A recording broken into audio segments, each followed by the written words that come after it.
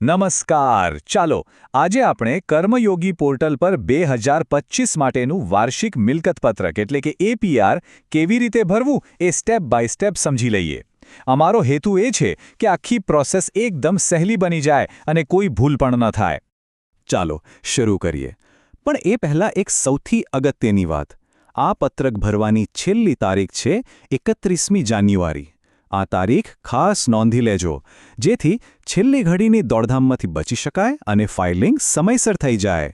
હવે ઘણા લોકોને આ આખી પ્રક્રિયા થોડી અટપટી લાગતી હોય છે.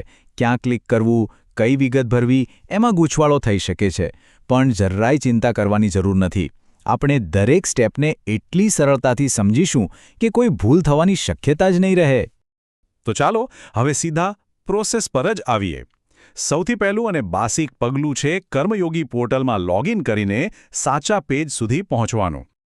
ઓકે, તો સૌથી પહેલાં તો કર્મયોગી પોર્ટલ ખોલીને પોતાના યુઝર આઈડી અને પાસવર્ડથી લોગિન કરી લેવાનું છે. જેવું લોગિન કરશો એટલે તમારી સામે હોમ પેજ આવશે. ત્યાં ઉપર મેનુ બારમાં ઘણા બધા ઓપ્શન્સ દેખાશે. એમાંથી આપણે શોધવાનું છે એમ્પ્લોય મોડ્યુલ્સ અને એના પર ક્લિક કરવાનું છે. જેવું જ એમ્પ્લોય મોડ્યુલ્સ પર ક્લિક કરશો એટલે એક લિસ્ટ ખુલશે, જેને ડ્રોપડાઉન મેનુ કહેવાય. એ લિસ્ટમાં જ તમને એન્યુઅલ પ્રોપર્ટી રિટર્ન સબમિશન લખેલું જોવા મળશે. બસ એના પર ક્લિક કરો એટલે તમે સીધા જ એપીઆર સબમિશનવાળા પેજ પર પહોંચી જશો. ઓકે, હવે અહીંયા ખાસ ધ્યાન આપવાની જરૂર છે. આ એક બહુ જ મહત્વનો સ્ટેપ છે, ખાસ કરીને એ લોકો માટે જેમણે ગયા કેલેન્ડર વર્ષમાં કોઈ નવી મિલકત ખરીદી હોય. જો 2025ના વર્ષમાં કોઈ પણ નવી પ્રોપર્ટી ખરીદી હોય તો વાર્ષિક રિટર્ન ભરવાનું શરૂ કરો એ પહેલાં અહીં દેખાતા એડ ન્યૂ પ્રોપર્ટી બટન પર ક્લિક કરીને એ નવી પ્રોપર્ટીની બધી વિગતો ઉમેરવી પડશે. આ ફરજિયાત છે. ફરીથી કહું છું, આ સ્ટેપ ભૂલતા નહીં. જો 1 જાન્યુઆરી 2025થી 31 ડિસેમ્બર 2025 વચ્ચે કોઈ પણ નવી સ્થાવર કે જંગમ મિલકત લીધી હોય તો તેની વિગતો અહીં ઉમેરવી જ પડશે. અને હા, જો કોઈ નવી મિલકત નથી ખરીદી તો ચિંતા નહીં. આ સ્ટેપને સ્કીપ કરીને સીધા આગળ વધી શકો છો. ચાલો, નવી પ્રોપર્ટીની વાત પૂરી થઈ. હવે આપણે વાર્ષિક રિટર્ન ભરવાની મુખ્ય પ્રક્રિયા પર આવીએ છીએ. આ એ સ્ટેપ્સ છે જે દરેક કર્મચારીએ ફોલો કરવાના છે. હવે સ્ક્રીન પર દેખાતા એડ એન્યુઅલ પ્રોપર્ટી રિટર્ન સબમિશનવાળા મોટા બટન પર ક્લિક કરો. ક્લિક કરતાની સાથે જ તમારી સામે વાર્ષિક રિટર્ન ભરવા માટેનું ફોર્મ ખુલી જશે. ઓકે, ફોર્મ ખુલી ગયું છે. હવે આ સ્ટેજ પર 2 મુખ્ય કામ કરવાના છે.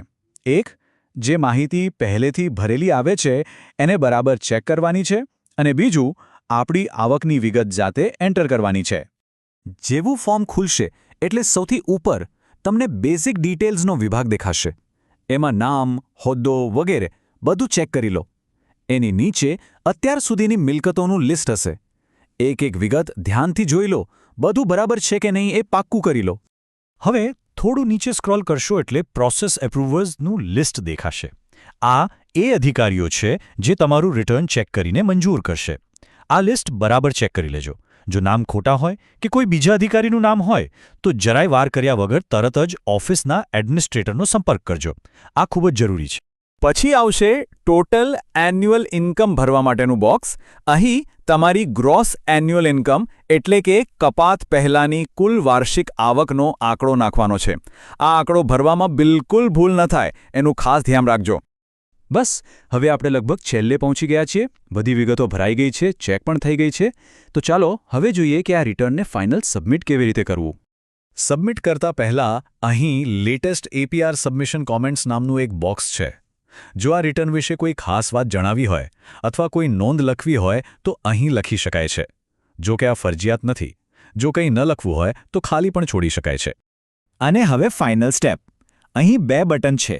જો કોમેન્ટ બોક્સમાં કંઈ લખ્યું હોય તો પહેલાં એડ ટુ લિસ્ટ બટન પર ક્લિક કરવાનું, અને પછી જ્યારે એકદમ પાક્કું થઈ જાય કે બધી જ વિગતો 100% સાચી છે ત્યારે submit annual property returns button દબાવી દો. બસ, કામ પૂરું. તો ચાલો આખી પ્રક્રિયાના 4 સૌથી મહત્વના મુદ્દા ફટાફટ યાદ કરી લઈએ. પહેલું, 31 જાન્યુઆરીની ડેડલાઇન ભૂલવી નહીં. બીજું, જો નવી પ્રોપર્ટી લીધી હોય તો રિટર્ન ભરતા પહેલાં એને એડ કરવી. ત્રીજું, બેઝિક વિગતો અને એપ્રુવર્સનું લિસ્ટ બરાબર ચેક કરી લેવું. અને ચોથું, ગ્રોસ વાર્ષિક આવકનો આંકડો 2 વાર તપાસીને જ નાખવો. આટલું ધ્યાન રાખશો એટલે બધું બરાબર થઈ જશે. અને છેલ્લે એક સવાલ પોતાની જાતને જરૂર પૂછવો: શું બધી વિગતો 2 વાર તપાસી લેવાઈ છે અને એકદમ સાચી છે? યાદ રાખજો, એક નાનકડી ભૂલ પણ પછીથી મોટી મુશ્કેલી ઊભી કરી શકે છે. એટલે સબમિટનું બટન દબાવતા પહેલા એક ફાઇનલ ચેક તો બને જ છે.